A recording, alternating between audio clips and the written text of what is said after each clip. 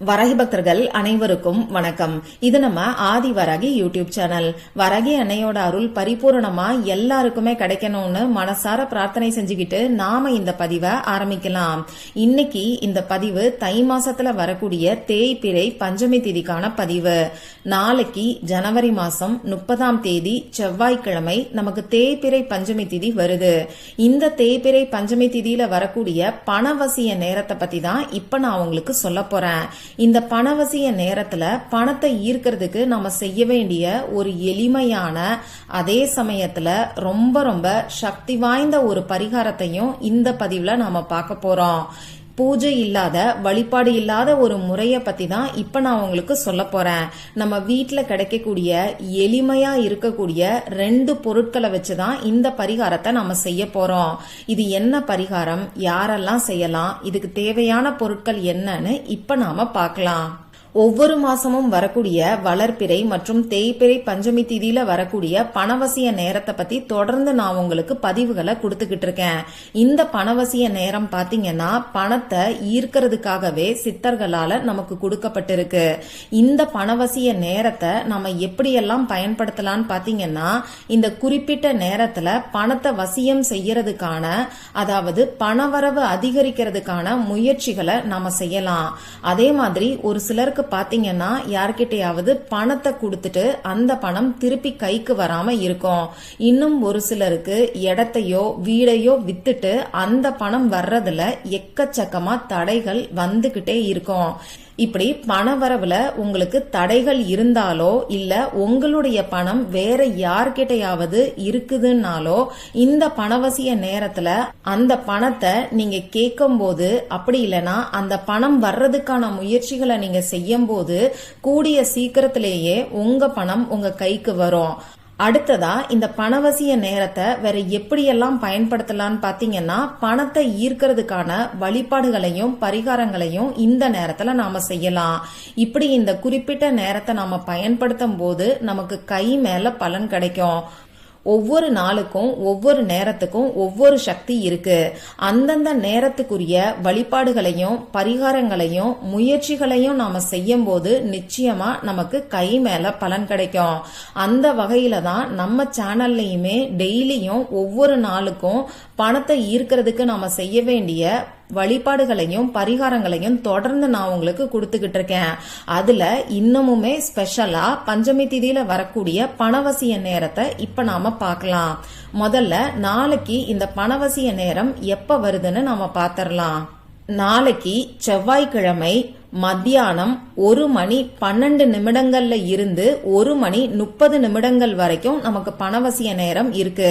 மொத்தமா 18 நிமிடங்கள் இருக்கு. அடுத்ததா பாத்தீங்கன்னா நாளைக்கு மத்தியானம் 3:36 ஆரம்பமாகி 4:24 நமக்கு பணவசிய நேரம் முடியுது. மொத்தமா 48 நிமிஷங்கள் இருக்கு. நாளைக்கு நமக்கு மொத்தமா 2 பணவசிய நேரங்கள் வருது. இந்த 2 நேரத்துல ஏதாவது ஒரு நேரத்தை மட்டும் நீங்க பயன்படுத்திக்கோங்க.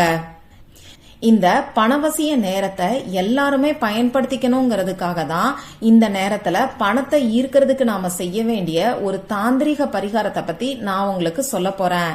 இந்த பரிகாரத்தை நாம செய்யறதுக்கு நமக்கு எந்த விதமான கட்டுப்பாடுகளுமே கிடையாது. ஆண்கள் பெண்கள் யாரு வேணாலும் செய்யலாம். பிறப்பு தீட்டு இறப்பு தீட்டு இருக்கிறவங்களும் செய்யலாம். பெண்களுக்கு மாதவிடாய் சமயமா இருந்தாலும் செய்யலாம். நாளைக்கு நீங்க அசைவம் சாப்பிட்டு இருந்தாலும் இந்த பரிகாரத்தை தாராளமா செய்யலாம். உங்க வீட்ல இருந்து, ஆபீஸ்ல இருந்து, சொந்தக்காரங்களோட வீட்ல இருந்து, இப்படி எந்த இடத்துல இருந்து வேணாலும் இந்த பரிகாரத்தை செய்யலாம். எந்த விதமான கட்டுப்பாடுகளும் நமக்கு கிடையாது. இதுக்கு தேவையான பொருட்கள் என்னன்னு பாத்தீங்கன்னா, முதல்ல முக்கியமா நமக்கு தேவைப்படக்கூடிய பொருள் பட்டை பவுடர், சின்னமன் பவுடர். இந்த பட்டை தூள் உங்களுக்கு இப்பெல்லாம் சூப்பர் மார்க்கெட்ல கிடைக்குது. அதை வாங்கி யூஸ் பண்ணிக்கோங்க. அப்படி இல்லைன்னா வீட்டுல நம்ம சாதாரணமா பிரியாணிக்கு பயன்படுத்தக்கூடிய பட்டையிலிருந்து 2 துண்டு எடுத்து அதை 1-2 பவுடர் பண்ணிட்டு இந்த பரிகாரத்துக்கு நீங்க யூஸ் பண்ணிக்கோங்க. நம்ம சேனல்ல இந்த பட்டைய வச்சு நிறைய பரிகாரங்கள் தொடர்ந்து நான் உங்களுக்கு சொல்லிக்கிட்டு இருக்கேன். ஏன்னா இந்த பட்டைக்கு பண ஈர்ப்பு சக்தி ரொம்ப ரொம்ப அதிகம். இந்த பட்டைய வச்சு செய்யக்கூடிய பரிகாரங்கள் எல்லாத்துக்குமே நிச்சயமா கை மேல பலன் கிடைக்கும். இந்த பட்டை பவுடர் இந்த பரிகாரத்துக்கு நமக்கு 1/2 ஸ்பூன் அளவுக்கு இருந்தாலே போதும். அடுத்ததா நமக்கு தேவைப்படக்கூடிய இன்னொரு பொருள் என்னன்னு பாத்தீங்கன்னா சால்ட் தேவைப்படும். இந்த பரிகாரத்துக்கு நமக்கு கல்லுப்பு வேண்டாம். சாதாரணமா நம்ம சமையலுக்கு யூஸ் பண்ணக்கூடிய டேபிள் சால்ட்டை பயன்படுத்திக்கோங்க. டேபிள் சால்ட்டும் 1/2 ஸ்பூன் அளவுக்கு இருந்தாலே போதும். இந்த 2 பொருட்கள் மட்டும்தான் நமக்கு தேவைப்படும். இப்ப நான் சொன்ன குறிப்பிட்ட நேரத்துல இந்த 2 பொருளையும் உங்க கையில எடுத்துக்கோங்க. அதாவது 1/2 ஸ்பூன் அளவுக்கு பட்டை பவுடர், 1/2 ஸ்பூன் அளவுக்கு சால்ட்டை எடுத்துக்கோங்க. இப்போ உங்க குலதெய்வத்துக்கிட்டையும் நம்ம வாராகி அம்மா கிட்டையும் மனசார பிரார்த்தனை செஞ்சுக்கோங்க. நான் இதுவரைக்கும் வாராகி அம்மாவுக்கான வழிபாடுகளை செஞ்சதில்ல, இந்த பரிகாரத்தை செய்யலாமான்னு சொல்லி ஒரு சிலர் கேக்குறீங்க. தாராளமா செய்யலாம். உங்க இஷ்ட தெய்வம் என்னவோ அதை மனசுக்குள்ள நினைச்சுக்கிட்டு இந்த பரிகாரத்தை செய்யலாம்.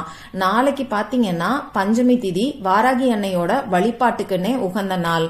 அதனால வாராகி அம்மாவை மனசுக்குள்ள நினைச்சுக்கிட்டு கூட இந்த பரிகாரத்தை நீங்க செய்யலாம். நீங்க எந்த ஒரு பூஜையும் வழிபாடும் செய்ய போறது கிடையாது.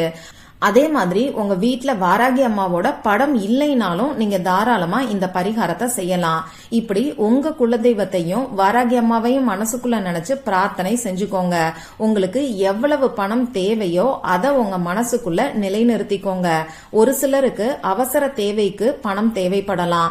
அந்த தொகையை உங்க மனசுக்குள்ள நீங்க நிலைநிறுத்திக்கோங்க.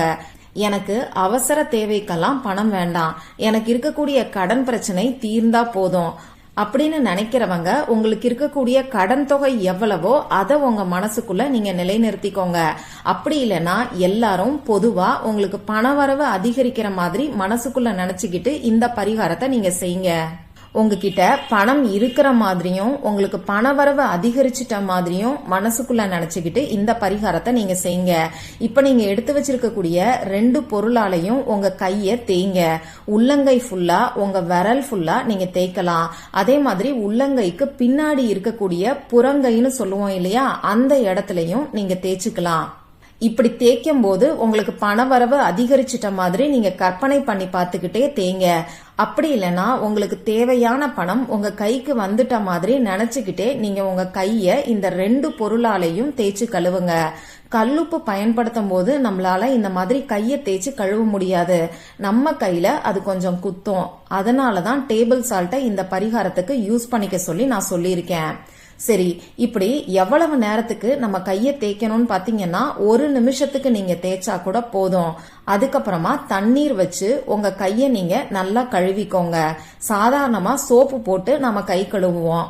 அந்த மாதிரி சோப்புக்கு பதிலா பட்டை பவுடரையும் டேபிள் சால்ட்டையும் நாம இங்க யூஸ் பண்றோம். கைய கழுவுற வரைக்குமே உங்களுக்கு பணவரவு அதிகரிச்சுட்டதா நீங்க நினைச்சுக்கிட்டே இருங்க. இந்த நேரத்துல கடன், அடகு வச்ச நகைய மீட்கணும்னு சொல்லி எதிர்மறையான வார்த்தைகளை பயன்படுத்தாதீங்க. உங்களுக்கு பணம் சம்பந்தப்பட்ட பிரச்சனை எதுவா இருந்தாலும் சரி, பணவரவு அதிகரிச்சுட்டதா நினைச்சுக்கோங்க. அப்படி இல்லைன்னா உங்களுக்கு அவசர தேவைக்கு தேவையான பணம் உங்ககிட்ட வந்துட்டதா நீங்க நினைச்சுக்கிட்டு இப்ப நான் சொன்ன மாதிரி செய்யுங்க. இதுக்கப்புறமா உங்க கைய நீங்க துடைக்க வேண்டாம். உங்க கையில இருக்கக்கூடிய ஈரம் தானாவே காத்துல காயட்டும்.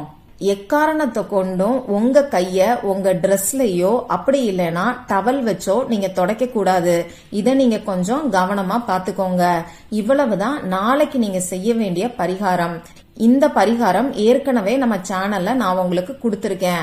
நிறைய பேருக்கு நல்ல ரிசல்ட் கொடுத்திருக்கோன்னு எனக்கு ஷேர் பண்ணிருக்கீங்க. அதே மாதிரி நாளைக்கு குறிப்பிட்ட இந்த பணவசிய நேரத்துல நம்பிக்கையோட இந்த பரிகாரத்தை செஞ்சீங்கன்னா நிச்சயமா எல்லாருக்குமே 100% ரிசல்ட் கிடைக்கும். ட்ரை பண்ணி பார்த்துட்டு ரிசல்ட்டை மறக்காம எனக்கு ஷேர் பண்ணுங்க. இந்த பதிவுல உங்களுக்கு ஏதாவது சந்தேகம் இருந்துச்சுன்னா எனக்கு கமெண்ட் பாக்ஸ்ல கேளுங்க. அதை நான் உங்களுக்கு உடனே தெளிவுபடுத்துறேன். இந்த பதிவு உங்களுக்கு பிடிச்சிருந்தா லைக் பண்ணிட்டு உங்க ஃப்ரெண்ட்ஸ் அண்ட் ஃபேமிலி கூட ஷேர் பண்ணுங்க. இந்த மாதிரி அந்தந்த நாளுக்கும் நேரத்துக்கும் திதிக்கும் உரிய வழிபாடுகளையும் பரிகாரங்களையும் நீங்க மிஸ் பண்ணாம தெரிஞ்சுக்கிறதுக்கு நம்ம சேனலை மறக்காம சப்ஸ்கிரைப் பண்ணிட்டு பக்கத்துல இருக்கக்கூடிய பெல் ஐகானையும் பிரஸ் பண்ணிக்கோங்க. மற்றும் ஒரு பயனுள்ள பதிவுல நாம சந்திக்கலாம். நன்றி.